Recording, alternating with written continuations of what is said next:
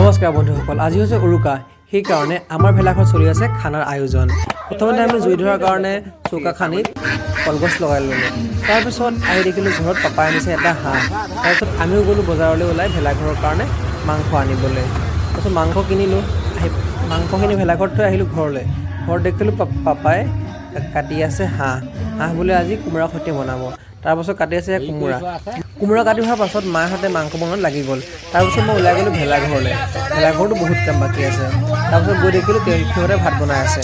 তাৰপিছত মোক ক'লে আলু পিঁয়াজটো কাটি দে। মই আলু পিঁয়াজটো কাটিলোঁ। আলু পিঁয়াজ কটাৰ পাছত ওচৰৰে দাদা কেইটামানে আমাক মাংস বনাত সহায় কৰি দিলে। তাৰপিছতে মাংস বনাই আছে, এফালে বনাই আছে গাহৰি আৰু এফালে বনাই আছে ব্ৰইলাৰ চিকেন। আমাক খানা বনোৱাত ৰাজীৱ দা, জয়ন্ত দা আৰু আছে ৰাহুল দা, যি আমাক সহায় কৰি দিছে। তাৰপিছত আমাৰ এইফালে পুৰি আছে গাহৰি পুৰি হৈ গ'ল। তাৰপিছত সকলোৱে অকণমান ফূৰ্তি কৰিলে। ফূৰ্তি কৰাৰ পিছত আমাৰ মাংস ৰেডি, ভাত ৰেডি হৈ গ'ল। এতিয়া সকলোৱে একেলগে বহিছে খোৱাৰ কাৰণে। চাওক আমাৰ ৰাইজ বহিলে। ভাত পানী খোৱাৰ পাছত নিশাটো ভেলাঘৰতে কটালোঁ। কি যে এটা ভাল লগা অনুভৱ। তাৰপিছত ৰাতিপুৱা আহিলে মেজি জ্বলোৱা পৰ্ব।